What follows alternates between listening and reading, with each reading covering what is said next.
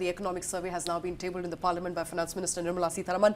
She's tabled the survey for 2026. There's focus, of course, on what India's economy will look like amid rising global risks. Absolutely. And if you go into the details of the economic survey, first up, just to point out to our viewers, the economic survey this year, Shweta, it's 739 pages Massive. long. In fact, this is something that Chief Economic Advisor B. Anand Nageswaran had also mentioned in his column in the Mint newspaper this morning, saying that the format of the survey has changed and even the length of the survey has increased. So the bad news is that, the survey is really long and it's going to take us a long time to read it, right? So a fine print of 739, no easy feat to write and definitely not easy to read through as well. But on the other hand, the good news is that India's growth trajectory remains absolutely robust. So if you just look at some headline numbers which the economic survey is throwing up, I think it's important to note that the economic survey is pretty confident in its finding that FY26 India is going to project a growth rate of 7.4%. Honestly, if you ask me, I think the estimate should have been a little higher, given that... Do you think it's a conservative estimate? It seems like a conservative... Hit 8% in the first half? You're right. So 8% in the first half coming by way of first 7.8% in Q1, 8.2% in Q2. And the real momentum that we would have seen in consumption would have only come in Q3 with the GST 2.0. So keeping that in mind, I think Q3, most economists and most estimates suggest that Q3 should outperform Q2. So if Q2 was 8.2, Q3 should be higher than that. So what can go so drastically wrong in Q4 to bring the average down to 7.4%? So anyway, I'm sure we have a lot of time to go over all of this. So the headline really coming right now that 7.4% is the growth rate projected for this financial year and a range of 6.8% to 7.2% for FY27. That's the next financial year.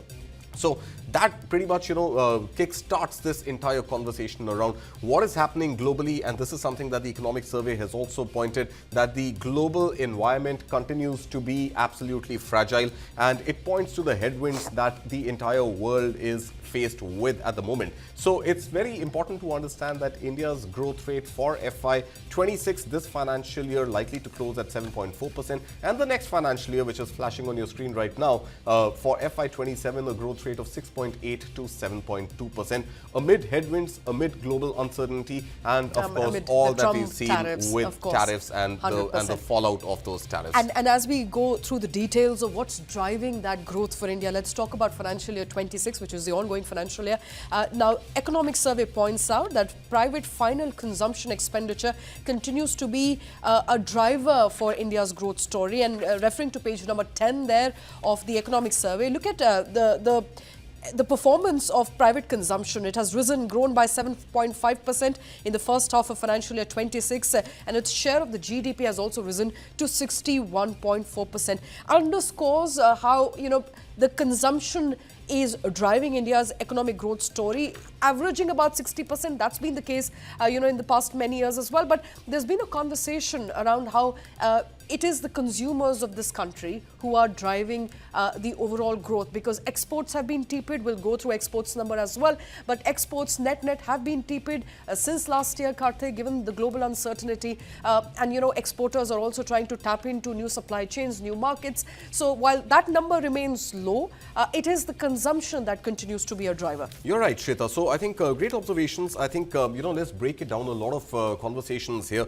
First up, if you talk about exports per se, and again, I'm referring to, the table on page number 9 of the economic survey, there has been a rise in exports as well. So overall, we've seen that exports, despite US tariffs, despite all the uncertainty in the world, despite all the, throttling of rare earth magnets that we saw from China in all of 2025, which did impede our own industrial growth as well, we have noticed that exports have grown. And exports have, in fact, very marginally so, but it has, yes, by 0.1%. 0.1%. But, if you look at the first half of this financial year and you compare it with all of the last financial year, so just H1 of FY26, we've seen exports rise 5.9% as compared to all of FY25, which is the full year, they've risen only 6.3%. So keeping that in mind, the overall estimation that FY26 will close at a growth rate of 6.4% for India's exports is not something that one should worry about too much, as long as you're seeing growth at a time when the macroeconomic headwinds globally are so strong. The fact that Indian exporters, despite the US tariffs and despite all the conversation around China's trade surplus and China's export curbs, etc., the fact that India's exports have grown, I think, is a great story to talk about. Now, on the negative side, I think one of the you can see it as a negative, or you could also see it as a positive. Before you go to negative, I also want to talk about positive. The capital formation, the gross fixed capital formation, which is the share of the government in economy, has also risen steadily there from 7.1% to 7.8%, referring to the same chart that you were referring to there, which essentially means that government's capex is also essentially pulling up the economy. Yeah, so again, two parts. So there is the private final consumption, and then there is the government final consumption, right? So if you look at just the growth rate, and I'm just talking growth rate here, and we will come to the next table, which talks more about what contribution it has to the GDP. But if you look at the private final consumption, that for FY26 is projected to have grown by 7%, as opposed to government's final consumption expenditure, which has grown 5.2%. Now, I understand there is a base effect here, because I think ever since we got into COVID and the last 5 financial years since COVID, the heavy lifting of growth of GDP has happened on 2 accounts.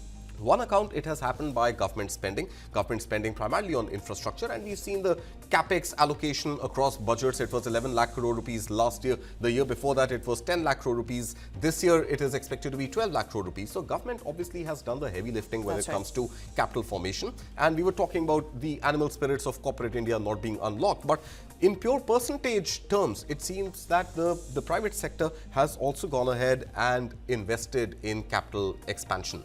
So that ensures that, and of course, 7% on a small base versus 5.2% on a large base suggests that the government continues to invest heavily in capital formation. But it might, at this point, at least looking at the numbers, be incorrect to assume that the private sector has not played any part. That's right. Of course, as a percentage, it has grown. The base of the government, so of course, it's the volume, it's the base effect which comes into play. But I think estimates suggesting that yes, it has been, the private sector has also been one driver of the overall growth story. And then, of course, the second aspect which you rightly mentioned, Shweta, is the consumption story. Now, given India is a 1.4 billion strong population, given the income tax cut that we saw in budget last year, and then come September 22nd, when we also saw the GST 2.0 roll out, and some deferred buying push to the festive season, overall the consumption story in India is holding up absolutely intact. If you look at overall the gross capital formation, which combines the private sector and the government sector, both these put together, the gross fixed capital formation has now contributed as much as 30% to the Indian economy.